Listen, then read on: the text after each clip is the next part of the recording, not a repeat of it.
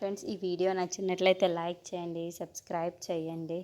కవి గారి చేతుల్లో మంగళసూత్రం పెట్టింది మీరు, అలాగే అప్పుని కవిని పెళ్లి చేసుకోమన్నది మీరు. అలాంటిది నన్ను మీరు బ్లేమ్ చేయడం ఏంటి అని చెప్పేసి కావ్య రాజ్ని అడుగుతూ ఉంటుంది. అలాగే మీ ప్యూన్ ఉంది కదా, మీ పిన్నిని, అప్పుని, కళ్యాణ్ని తిట్టింది.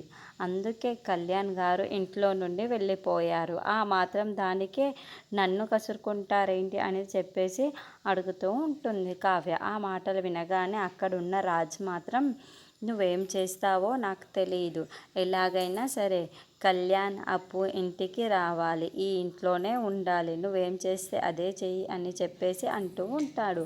ఆ మాటలు వినగానే అక్కడున్న కావ్య మాత్రం, ఏంటండి మీరు ఏం మాట్లాడుతున్నారు, తప్పులన్నీ చేసింది మీరు అయితే ఇప్పుడు నన్నెందుకు బ్లేమ్ చేస్తున్నారు అని ఆంటీ అని చెప్పేసి అడుగుతూ ఉంటుంది. ఆ మాటలు వినగానే అక్కడున్న రాజు మాత్రం, నువ్వేం చేస్తావో నాకు తెలియదు, ఇంట్లో ఉన్న వాళ్ళందరూ చాలా బాధపడుతున్నారు, వాళ్ళందరినీ ఓదార్చిది నువ్వే, కాబట్టి నువ్వే ఎలాగైనా సరే కళ్యాణ్ని ఇంటికి రావాలి అని చెప్పేసి అంటాడు.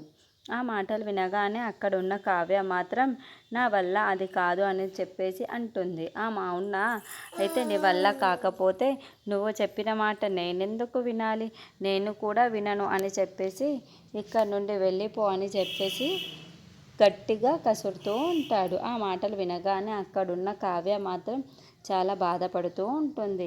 ఏంటండి మీరేం మాట్లాడుతున్నారు అని చెప్పేసి అంటుంది. అవును, నేను చెప్పిన మాట వినలేనప్పుడు నా దగ్గర నువ్వు ఇంకెందుకు, వెళ్ళిపో ఇక్కడి నుండి అని చెప్పేసి అంటూ మాటలు వినగానే అక్కడున్న కావ్య మాత్రం, ఎందుకండి నన్ను బ్లేమ్ చేస్తున్నారు, అసలు నేను ఇంట్లో నుండి దూరలేను, ఎందులోనూ దూరలేను, మొదటి నుండి అన్నీ చేసుకొని వచ్చింది మీరే కదా, ఇప్పుడు నన్నెందుకు కసురుకుంటున్నారు అని చెప్పేసి చాలా బాధపడుతూ రాజ్కి చెప్తూ ఉంటుంది. ఆ మాటలు వినకుండా అక్కడున్న రాజు మాత్రం కావ్యాన్ని తిడుతూనే ఉంటారు.